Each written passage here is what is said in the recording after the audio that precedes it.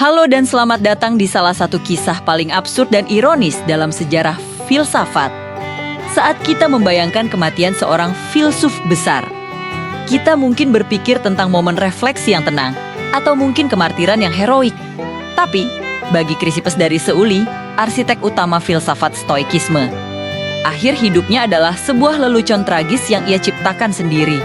Chrysippus hidup pada abad ketiga sebelum Masehi. Dalam dunia filsafat, dia adalah seorang raksasa. Dia bukan sekadar pengikut, melainkan tokoh yang mensistematisasi ajaran-ajaran Stoa. Mengubahnya dari sekumpulan ide menjadi sistem filosofis yang ketat dan logis. Chrysippus begitu penting hingga muncul pepatah kuno, tanpa Chrysippus tidak akan ada Stoa. Bayangkan saja, dia sangat produktif. Dikabarkan telah menulis lebih dari 700 karya, meskipun sebagian besar kini hilang ditelan waktu.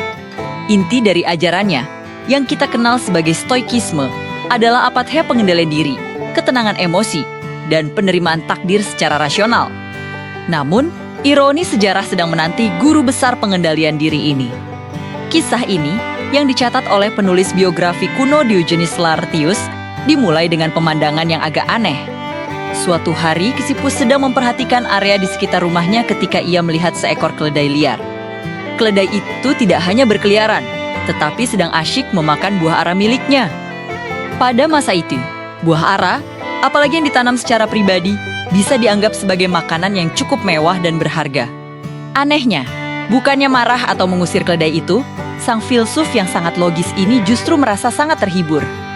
Pemandangan seekor hewan yang dengan begitu lahapnya melahap buah ara miliknya dianggapnya sangat lucu. Dengan nada sarkasme dan humor yang sangat kering, Chrysippus kemudian berteriak kepada seorang pelayan yang berada di dekat situ. Dia berkata, "Sekarang, berikan keledai itu anggur murni untuk membasuh buah aranya."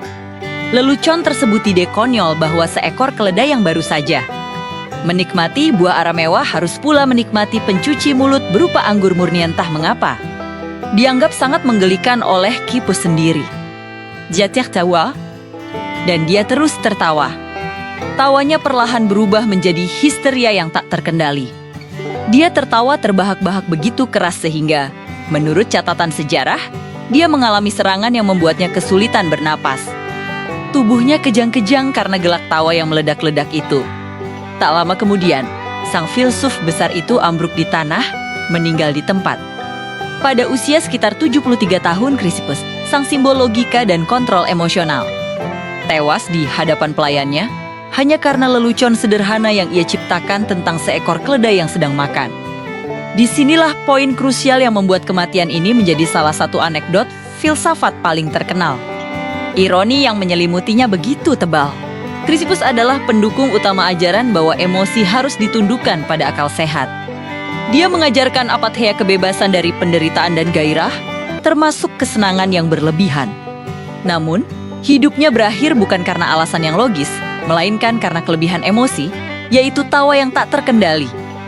Kematiannya menjadi kontradiksi yang sempurna terhadap seluruh filosofi yang ia dedikasikan hidupnya untuk dibangun.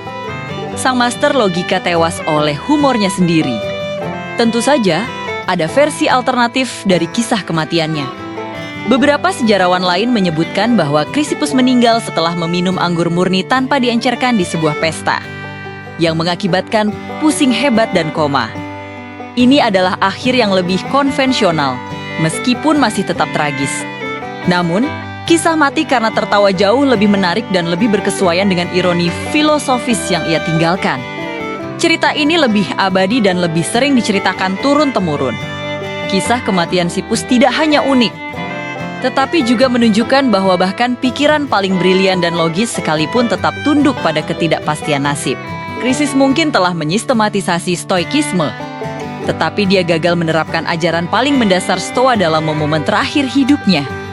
Dia bergabung dengan daftar tokoh sejarah yang aneh. Seperti pelukis Zeuxis yang konon juga tewas karena tertawa. Melihat lukisan seorang wanita tua yang ia lukis sendiri membuktikan bahwa terkadang humor bisa benar mematikan. Jadi, lain kali Anda mendengar lelucon yang sangat lucu, mungkin ingatlah kisah Chrysippus.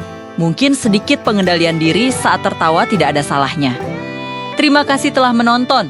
Jangan lupa untuk like, share, dan sub untuk lebih banyak cerita unik dari sejarah. Sampai jumpa!